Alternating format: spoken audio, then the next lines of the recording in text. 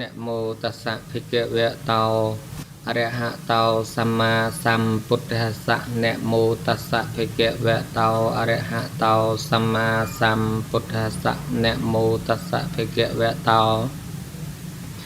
อะระหะโตสัมมาสัมพุทธัสสะទូលព្រះបង្គំខ្ញុំប្រកាសណាសូមក្រាបថ្វាយបង្គំគុណព្រះពុទ្ធគុណព្រះធម៌គុណព្រះសង្ឃដោយសេចក្តីគោរពដ៏សង្ខេបបែបខ្លីសូមក្រាបថ្វាយបង្គំសម្ដេចព្រះអគ្គមហាសង្ឃរាជាធិបតីទាំងពីរគណៈ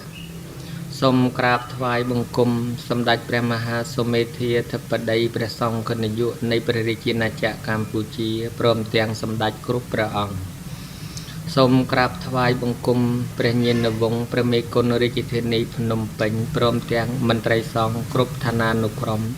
ក្រាបថ្វាយបង្គំព្រះថេរានុថេរៈនវភិក្ខុសាមណេរគ្រប់ព្រះអង្គក្នុងដែនដីនៃសកលកម្ពុជារដ្ឋសូមចម្រើនពរដល់សម្ដេចទ្រង់ឯកឧត្តមអ្នកអង្គញាលោកជំទាវលោកស្រីប្រិយមិត្តពុទ្ធបរិស័ទទាំងអស់ជាពិសេសអគ្គនាយកវត្ថុបាយ័នព្រមទាំងពុទ្ធបរិស័ទដែលនិយមការគាំទ្រស្ដាប់នៅរាល់ការផ្សាយរបស់ស្ថានីយ៍វិទ្យុបាយ័ននៅក្នុង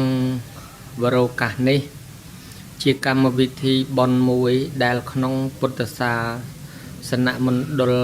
អ្នកកាន់ព្រះពុទ្ធសាសនាទាំងអស់ប្រារព្ធគឺកម្មវិធីបុណ្យចេញព្រះវស្សាទូលព្រះបង្គំខ្ញុំប្រកាសណាអាត្មាភាពសូមព្រះរាជានុញ្ញាតអនុញ្ញាតឆ្លើយតបនៅការសម្ដែងព្រះធម៌តាមសំណុំពររបស់អគ្គនាយកវិទ្យុបាយ័នព្រមទាំងសហការីផ្សព្វផ្សាយកម្មវិធីព្រះពុទ្ធសាសនាគឺកម្មវិធីបុណ្យចេញព្រះវស្សានៅក្នុងពេលនេះជាកិច្ចចាប់ផ្ដើមសូមរំលឹកថាបុណ្យ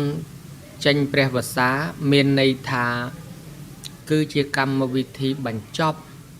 នៅរាល់ការចាំព្រះវស្សានៃភិក្ខុសង្ឃក្នុងរយៈពេល3ខែការចាំព្រះវស្សានេះមានអ្វីសពយ៉ាងជាពិសេសភិក្ខុសង្ឃមានសង្ឃកម្មមានការចាំព្រះវស្សាទើបមានអានិសង្សទទួលក្រាលក្រងកឋិនបានមានការចាំព្រះវស្សាការធ្វើឧបោសថព្រមទាំងបានធ្វើនៅកឋិនទានជាសង្ឃកម្មដោយសារការចាំព្រះវស្សាជាខាងដើមចាំព្រះវស្សារយៈពេល3ខែរហូតមកទល់ថ្ងៃ15កើតខែអាសត់នេះគឺត្រូវថ្ងៃចេញព្រះវស្សាការគោរពប្រតិបត្តិក្នុងរយៈពេល3ខែនោះបានជោគជ័យចប់សពគ្រប់ដោយមិនបានដាច់នៅព្រះវស្សានេះហើយគឺជាថ្ងៃដែលបញ្ចប់នៅការចាំព្រះវស្សាមានន័យថាពីមុនមកភិក្ខុសង្ឃមិនអាចចេញទៅណាឆ្ងាយឲ្យថ្ងៃរះនៅខាងក្រៅវត្តបានទេកាលនៅចាំព្រះវស្សានោះពីមួយថ្ងៃទៅមួយថ្ងៃគឺជាការតអរុណជាពិសេសនៅពេលថ្ងៃរះដូរថ្ងៃពីមួយថ្ងៃទៅមួយថ្ងៃទៀតគឺព្រះភិក្ខុសង្ឃត្រូវមានវត្តមាននៅក្នុងវត្ត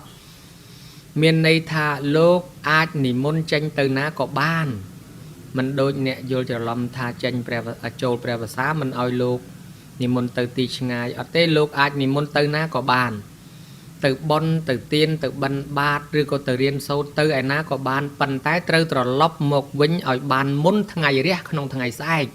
ពេលព្រឹកអរុណរះហ្នឹងគឺព្រះសង្ឃហ្នឹងនៅក្នុងវត្តបើលោកមានកិច្ចការសំខាន់ជាកិច្ចការងារសង្ឃព្រះឧបជាឈឺមេត្តាបិតាឈឺដែលត្រូវទៅឆ្ងាយអាចមានច្បាប់សុំលើកសត្តហៈទៅបាន6រាត្រីនៅខាងក្រៅវត្តត្រូវត្រឡប់មកវិញឲ្យបានមុនថ្ងៃរះក្នុងថ្ងៃទី7លោកបានតស៊ូគោរពបប្រតិបត្តិធម៌អវិន័យពេញរយៈពេល3ខែរហូតមកដល់ថ្ងៃ15កើតខែអាសត់នេះ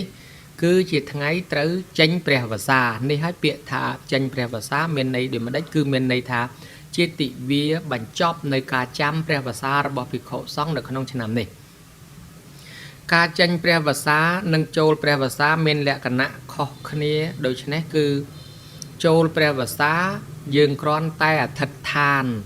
ដោយសន្មតកំណត់យកទីតាំងណាមួយដើម្បីចូលកាន់ព្រះវស្សាចំនួន3ខែមិនមានបវារណាទេប៉ុន្តែមានអ្នកហៅខុសមួយចំនួនហៅបវារណាចូលវស្សាអត់ទេចូលព្រះវស្សាគ្រាន់តែអធិដ្ឋានចូលតែប៉ុណ្ណោះមិនមានបវារណាទេដល់ចេញព្រះវស្សានេះបានមានបវារណានោះជាអ្វីបវារណានឹងគឺជាសង្ឃកម្មជាការងាររបស់សង្ឃដែលយើងហៅថាបវារណាកម្មជាសង្ឃកម្មដែលគេធ្វើជំនួសថ្ងៃឧបោសថគឺគេធ្វើជំនួសការសម្ដែងឧបោសថអញ្ចឹងគឺគេធ្វើបវារណាកម្មនោះគេធ្វើរបៀបម៉េចចំនួនភិក្ខុសង្ឃចាប់ពី5អង្គឡើងទៅនៅក្នុងហត្ថបាសជុំគ្នានៅក្នុងសីមាឯកសីមាយ៉ាងថេតាហត្ថបាសង្ឃអវិជ្ជហត្ថវានៅក្នុងសីមាមួយមិនលះហត្ថបាសគ្នាភិក្ខុទាំង5អង្គហើយមុននឹងបវារណាភិក្ខុសង្ឃបានរៀបចំបព្វកិច្ចបព្វករណៈដូចអ្វីដែលយើងធ្លាប់ធ្វើឧបោសថមុននឹងយើងធ្វើឧបោសថយើងធ្វើបព្វកិច្ចបព្វករមានក្រាលអាសនៈតម្កល់ទឹកឆាន់ការអុជប្រទីបការរាប់ចំនួនភិក្ខុសង្ឃអីជាដើមនិយាយដោយខ្លីអ្នកស្រុកស្រែចំការច្រើនហៅថាលោកជូនជើងអាបោះនោះណាមានអង្គអ្នកសួរមានអង្គអ្នកឆ្លើយគ្រាន់តែវាដូរពាក្យពីឧបោសថកម្មមកបវារណាកម្មលោកបានធ្វើបព្វកិច្ចបព្វករនោះចប់សពគ្រប់ទៅបានភិក្ខុសង្ឃអ្នកឆ្លៀសប្រតិពលនឹងឡើងផ្ទៀងសង្ឃសុណាតមេផន្តិសង្ឃោបពិតប្រសង្ឃដល់ចម្រើនសូមប្រសង្ឃស្ដាប់ពាក្យខ្ញុំបើកម្មមានកាលដ៏សមគួរដល់ព្រះសង្ឃហើយព្រះសង្ឃគប្បីបវារណាថ្ងៃនេះជាថ្ងៃបវារណារបស់សង្ឃបើកម្មមានកាលដ៏សមគួរដល់សង្ឃហើយសង្ឃគប្បីបវារណា1ដង3ដង1អង្គដូចតទៅអញ្ចឹងទៅបានប្រធេរៈដែលមានវស្សាចាស់ជាងគេលោកឡើងបវារណាមុនគេហើយក៏បន្ទាប់មកនេះចំពោះភិក្ខុសង្ឃដែលមានចំនួន5អង្គហើយបើសិនជាភិក្ខុសង្ឃមិនគ្រប់5អង្គគ្រប់មានតែ4អង្គមានតែ3អង្គមានតែ2អង្គក្នុងវត្តដល់ថ្ងៃបវារណាគឺថ្ងៃ15កើតខែអសុចនោះភិក្ខុសង្ឃគប្បីបោសសម្អាតទីវត្តទីអារាមនឹងរួចសពគ្រប់តម្កល់អាសនៈនឹងទឹកឆាន់ហើយអង្គុយចាំមើលឬក៏រងចាំមើលក្រែងលោមានភិក្ខុអ្នកដែលមកពីឆ្ងាយនឹងមកពីវត្តណាមកបវារណាជាមួយបានមានន័យថាភិក្ខុសង្ឃចាំភាសានៅវត្តនេះពេលបវារណាត្រូវមានកិច្ចចេញទៅឆ្ងាយអាចទៅបវារណាជាមួយភិក្ខុអង្គដទៃនៅវត្តដទៃនោះបានមិនជាបញ្ហាទេប៉ុន្តែអ្វីដែលយើងមិនសូវឮច្រើនតែឮទៅដូចប្លែកតិចចំពោះការលើកសត្តហៈភិក្ខុសង្ឃដែលត្រូវលើកសត្តហៈចេញទៅខាងក្រៅបាន6រាត្រីប៉ុន្តែមានអង្គខ្លះលើកសត្តហៈទៅនៅក្នុងពេលរដូវចិត្តចេញព្រះវស្សាបាន2-3ថ្ងៃនៅខាងក្រៅវត្តស្រាប់ទៅដល់ថ្ងៃចេញព្រះវស្សាបវារណាតើលោកគិតយ៉ាងម៉េចនេះលោកអាចបវារណានៅទីនោះតែម្ដងបវារណាជាមួយគេនៅទីនោះទៅលោកមិនដាច់ព្រះវស្សាទេពីព្រោះលោកចេញទៅដោយសត្តហករណីយៈគឺបានលើកសត្តហៈលោកអត់ដាច់ព្រះវស្សាទេលោកមានសិទ្ធិទទួលអានិសង្សក្រាលក្រមកឋិនបានប៉ុន្តែបើសិនជាលោកមិនបានបវារណាក៏លោកមិនដាច់ព្រះវស្សាដែរគ្រាន់តែលោកត្រូវអាបត្តិទុក្ខតពីព្រោះលោកទៅដោយសត្តហករណីយៈប៉ុន្តែវាចុងរដូវកាលទៅបាន2-3ថ្ងៃក៏ដល់ថ្ងៃចេញព្រះវស្សាទៅនៅពេលបវារណានោះទៀតសោតភិក្ខុលោកចាស់លោកបវារណាជាមួយសង្ឃដោយអង្គុយច្រហោងហើយបើលោកអង្គុយច្រហោងភិក្ខុសង្ឃទាំងអស់ដែលមានវស្សាតិចជាងអ្នកអង្គុយច្រហោងនោះត្រូវអង្គុយច្រហោងតាមដែរសេចក្តីនេះមិនមែនតែចំពោះបវារណាកម្មនេះមួយទេគ្រប់សង្ឃកម្មទាំងអស់ឲ្យតែភិក្ខុសង្ឃដែលចាស់វស្សាជាងយើងលោកអង្គុយច្រហោងពោលមករកយើងហើយយើងអ្នកដែលមានវស្សាទៀបជាងត្រូវតែអង្គុយច្រហោងដែរដើម្បីសម្ដែងការគោរពចំពោះព្រះថេរៈ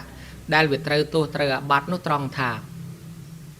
អរិយាបថអង្គុយច្រហោង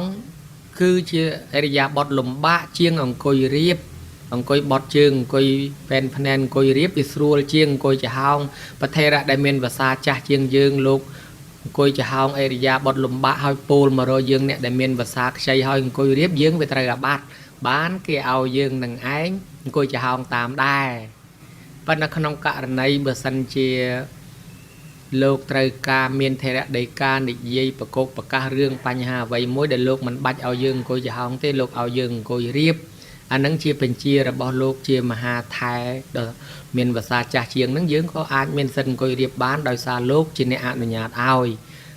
នេះរឿងក្នុងកិច្ចការងារដែលត្រូវអង្គុយចំហងចំពោះព្រះសង្ឃមានអាពាធដល់ថ្ងៃបវារណាមានអាពាធចំពោះកិច្ចការងារសង្ឃកម្មដតីទាំងអស់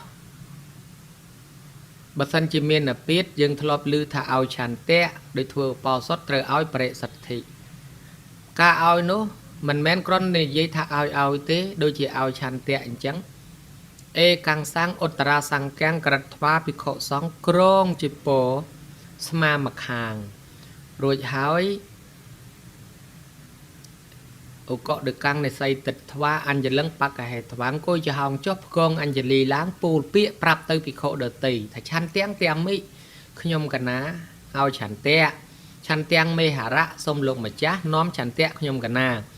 ឆន្ទាំងមេហរោចេថៈសូមលោកម្ចាស់ប្រាប់ឆន្ទៈខ្ញុំកណាធ្វើដូច្នេះបានហៅថាឲ្យឆន្ទៈសំបីបរិសុទ្ធិក៏អញ្ចឹងដែរក៏ដូរពាក្យពីឆន្ទាំងមកបរិសុទ្ធិដល់តែពេលបវារណាកម្មនេះបើសិនជាភិក្ខុសង្ឃលោកឈឺលោកមានអាពាធមិនអាចមកបានគឺត្រូវឲ្យបវារណាដែរក្រមជាពរស្មាម្ខាងហើយអង្គុយចំហងចុះផ្គងអញ្ជលីឡើងពូលទៅភិក្ខុដតីចឹងទៅបវារណាំងតែមិខ្ញុំកណាសូមឲ្យនៅបវារណាមេហរៈសូមលោកម្ចាស់នាំបវារណារបស់ខ្ញុំបករណាបមត្ថាយៈបវារិហេសូមលោកម្ចាស់បវារណាជំនួសខ្ញុំកណាផងធ្វើដូច្នេះទៅភិក្ខុសង្ឃទទួលយកបវារណានោះទៅប្រាប់ដល់ជំនុំសង្ឃនិងធ្វើដូច្នេះទើបអាចត្រឹមត្រូវតាមព្រះវិន័យនេះចំពោះភិក្ខុសង្ឃអាពាធ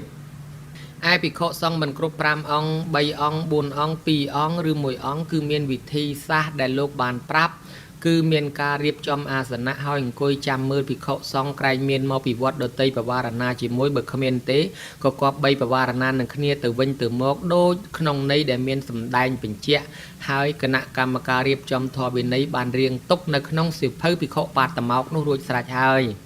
បើសិនជាភិក្ខុតែមួយអង្គឯងរៀបចំអាសនៈរងចាំមើលបើមិនមានភិក្ខុដតីមកទេក៏អធិដ្ឋានចេញព្រះភាសាតែមួយអង្គឯងទៅបើមិនអធិដ្ឋានទេលោកនឹងត្រូវអាបត្តិទុក្ខតនេះគឺទូព្រះបង្គំខ្ញុំបកករណា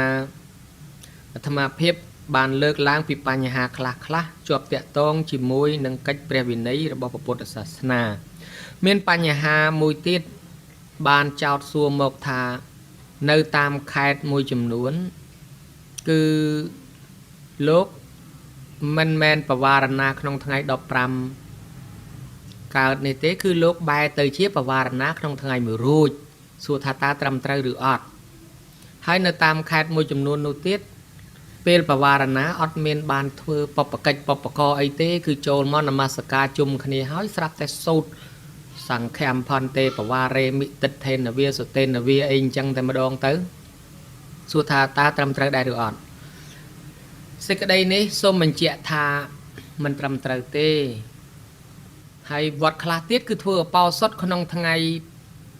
បវារណាកម្មហ្នឹងធ្វើឧបោសថផងបវារណាកម្មផងគឺអត់ត្រឹមត្រូវអញ្ចឹងទេតាមពិតថ្ងៃបវារណាកម្មមិនមែនជាថ្ងៃធ្វើឧបោសថទេអញ្ចឹងថ្ងៃហ្នឹងយើងអត់បាច់ធ្វើឧបោសថទេ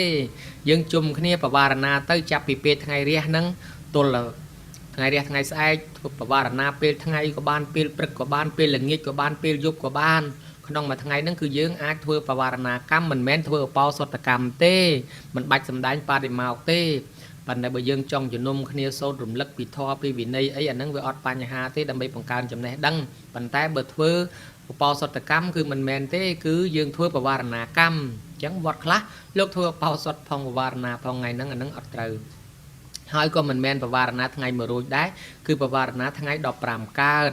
ហើយមុននឹងបវារណាកម្មហ្នឹងគឺមិនមែនចូលទៅសូត្រទៅតែម្ដងទេគឺត្រូវធ្វើបបកិច្ចបបកក្នុងរបៀបដូចដែលយើងបានធ្វើឧបោសថអញ្ចឹងឯង នេះបានត្រឹមត្រូវតាមកិច្ចព្រះវិន័យមានវត្តខ្លះទៀតប្រកាន់ថាការបវារណារួចក្នុងថ្ងៃ15កើតនឹងហើយមិនឲ្យភិក្ខុសង្ឃចេញទៅណាទេត្រូវនៅមួយយប់ទៀតទល់តែថ្ងៃមួយរួចបានឲ្យចេញរហូតដល់មានតំណោះទាស់តែងមានអ្នកយាមផ្លូវមានកើតជារឿងរ៉ាវអីផ្សេងទៀតតាមពិតក្នុងព្រះវិន័យមិនមែនដូច្នោះឡើយដល់ថ្ងៃបវារណានេះ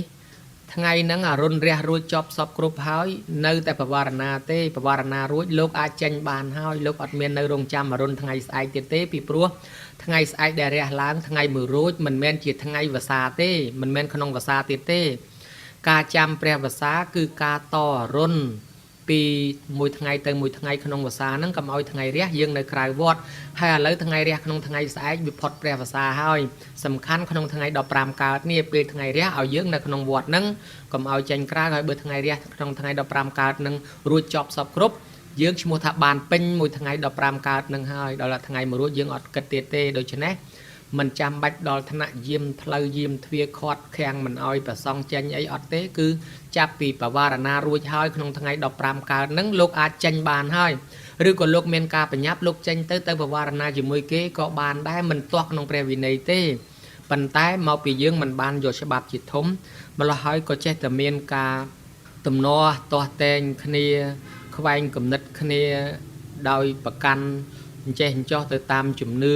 តាមលោកតាចាស់មិនយកគម្ពីរបត្រៃ3ដកមិនយកគោលជាច្បាប់ជាធំវាកើតទៅជាមានរឿងរ៉ាវដូច្នេះយើងយកច្បាប់ជាធំយកព្រះវិន័យជាធំទៅវិន័យ3ដកមានបញ្ជាក់រួចស្រេចភិក្ខុសង្ឃអាចចេញទៅបវារណានៅទីវត្តដតីក៏បានហើយអត់មាននៅចាំព្រះវស្សាអីទៀតក្នុងថ្ងៃមួយរួចទៀតទេគឺលោកចប់ព្រះវស្សាត្រឹមបវារណាហើយហ្នឹងឯងចប់ហើយក្នុងថ្ងៃ15កើតពេលអរុណរះឡើងហ្នឹងគឺបានចប់សពគ្រប់តែប៉ុណ្ណឹង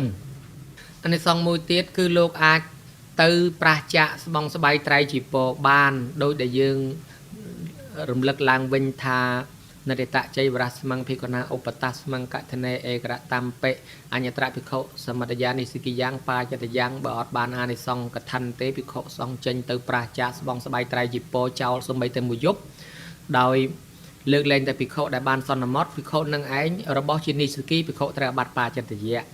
អញ្ចឹងភិក្ខុសង្ឃអដ្ឋបរិខាទាំង8របស់លោកជាពិសេសសំខាន់ស្បង់ស្បៃត្រៃជីពរបាតសង្ឃេដីហ្នឹង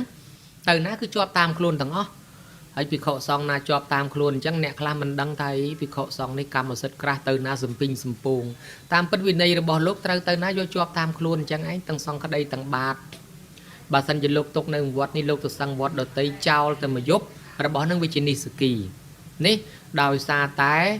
ក្នុងសិក្ខាបទនឹងអញ្ចឹងប៉ុន្តែបើលោកបានចាំព្រះវស្សាហើយលោកអត់បាច់យកទៅទេលោកបានទទួលអានិសង្ឃចាំព្រះវស្សាគឺ1ខែបន្ទាប់ពីបវារណាចេញវស្សាហើយលោកបានអានិសង្ឃនឹង1ខែហើយបន្ទាប់ទៅបានទទួលក្រាលក្រងកឋិនបាន4ខែបន្តទៀតទៅបាន1ខែហ្នឹងគឺថាលោកអាចចេញទៅណាមកណាតែស្បង់មួយជាពរមួយហ្នឹងបានហើយមិនបាច់ចាំយកបាតទៅមិនបាច់ចាំយកសង្ឃក្តីទៅទុករបស់នៅវត្តហ្នឹងទៅសឹងវត្តដតីក៏មិនមានទោសមិនមានពៃដែរនេះជាអានិសង្ឃទី2អានិសង្ឃទី3គឺលោកអាចទទួលបានឆាន់គណៈភោជនបរមបរៈភោជនដែលគេនិមន្តជាពួកជាគណៈទៅឆាន់ចង្ហាន់នៅទីនេះទីនោះបានអានិសង្ឃទី4គឺលោកអាចទុកស្បង់ស្បៃត្រៃជាពរនឹងបានលើសប្រមាណក៏ដោយពីព្រោះភិក្ខុសង្ឃតកាលណាគេប្រគេនស្បង់ស្បៃត្រៃជាពរច្រើនមកលោកត្រូវមានការវិកັບមានការអធិដ្ឋានទុកហើយមិនចេះតែទុកទៅពីទៅពីបានទេតើមានវិកັບមានអធិដ្ឋានមានកិច្ចវិន័យប៉ុន្តែពេលនេះអានិសង្ឃនឹងហុចឲ្យលោកគឺថាលោកអាចទទួលបានស្បង់ស្បៃត្រៃជាពរច្រើនប៉ុណ្ណាក៏អត់មានទោសមានពេកទេលោកអាចទុកបានហ្នឹងហើយអានិសង្ឃទី5គឺស្បង់ជាពរណាដែលកើតនៅក្នុងអាវាសជាទីចាំភាសារបស់លោកហ្នឹងគឺលោកអាចមានសិទ្ធិទទួលជាកម្មសិទ្ធិរបស់នៅក្នុងអាវាសហ្នឹងដូចជាគេធ្វើបន់ឆ្លងចដីធ្វើបន់អីដែរដែលគេមានស្បង់ស្បៃត្រៃជាពរសាដកហ្នឹងហើយគេវេថាសង្កសៈទីមៈគឺប្រគេនចំពោះព្រះសង្ឃនៅក្នុងអាវាសហ្នឹងគឺមានសិទ្ធិទាំងអស់អង្គហ្នឹងទាំងភិក្ខុទាំងសាមណេរគឺមានសិទ្ធិចំណាយក្នុងហ្នឹងលើសពីហ្នឹងទៅទៀតលោកបានសិទ្ធិទទួលក្រាលក្រងកឋិនហើយបើលោកក្រាលក្រងកឋិនបានហើយលោកនឹងបានអានិសង្ឃនេះរហូត4ខែបន្ថែមទៀតដល់15កើតខែប្រគុណឯណោះនេះគឺអានិសង្ឃព្រះភិក្ខុអ្នកចាំព្រះវស្សា ហើយសរុបលទ្ធផលឡើងមកវិញតើគោលការណ៍នៃការបវារណាចាំព្រះវស្សាហ្នឹងមានគោលបំណងយ៉ាងម៉េចពុទ្ធបំណងយ៉ាងម៉េចមានប្រយោជន៍យ៉ាងម៉េចចំពោះពុទ្ធសាសនាថាការចាំព្រះវស្សានិងការបវារណានេះមានគោលបំណងដ៏ល្អណាស់ដ៏សំខាន់ណាស់ក្នុងពុទ្ធសាសនាគឺញ៉ាំងនៅភាពសាមគ្គីធម៌និងស្វែងរកកំហុសដើម្បីកែលម្អឲ្យគ្នាព្រមទាំងរិះគន់ស្ថាបនាហើយការគោរពបប្រតិបត្តិដើម្បីឈានទៅរកភាពរីកចម្រើនសម័យកាលដើមឡើយភិក្ខុសង្ឃមួយក្រុមដែលជាមិត្តភ័ក្តិនឹងគ្នានឹងបានជ្រះថ្លាចូលមកបួសហើយដល់ពេលចាំព្រះវស្សានឹងក៏បានសន្មត់គ្នាថាណែពួកយើងតើយើងគិតគួរចាំព្រះវស្សាបែបណាដើម្បីកុំឲ្យមានទំនាស់ទាស់ទែងគ្នាហើយឲ្យអរិយាបថប្រព្រឹត្តទៅស្រួលមិនលំបាកដោយចង្ហាន់បិណ្ឌបាតផង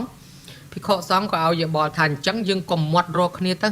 យើងនៅស្ងៀមរៀងខ្លួនទៅកុំនិយាយស្ដីរកគ្នាទើបមិនមានទំនាស់ហើយបើចង់និយាយកិច្ចការអីសំខាន់យើងគ្រាន់តែធ្វើកាយវិការធ្វើសញ្ញាទៅបានហើយ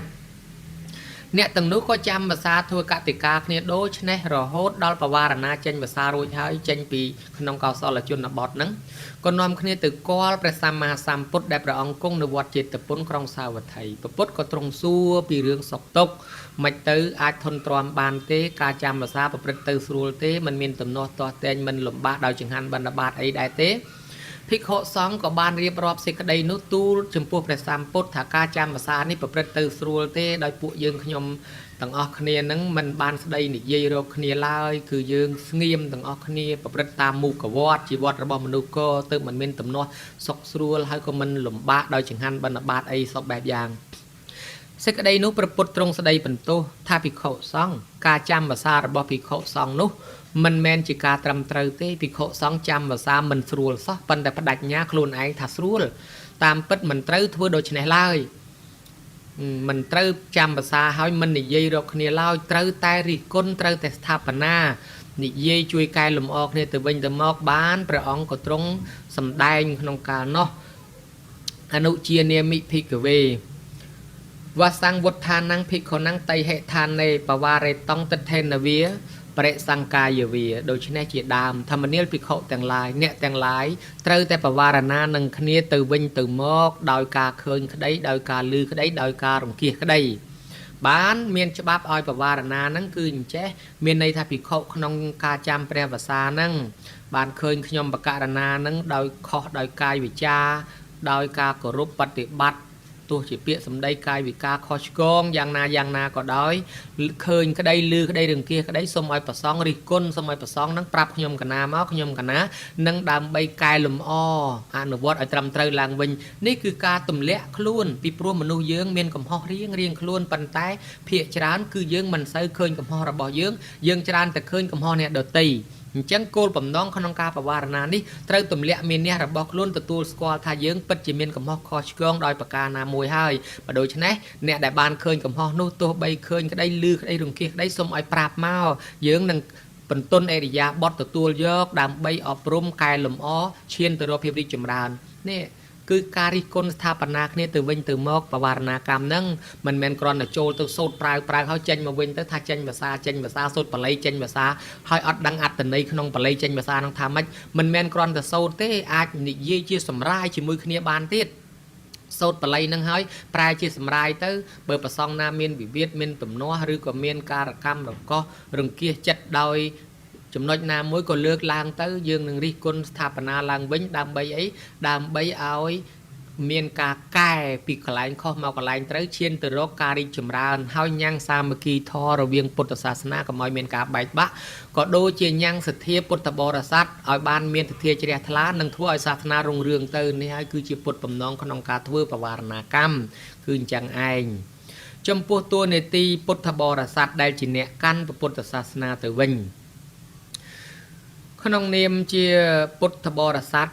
យើងតែងតែមានការពឹងពាក់គ្នាទៅវិញទៅមកដោយពាក្យថាប្រសងពឹងប្រសក់ពឹងប្រសងក្នុងការធ្វើបវារណាកម្មក្តីក្នុងការចេញភាសាចូលភាសាក្នុងទំនៀមប្រទេសកម្ពុជាតែងមានពិធីបុណ្យគឺបុណ្យចេញភាសាបុណ្យចូលភាសា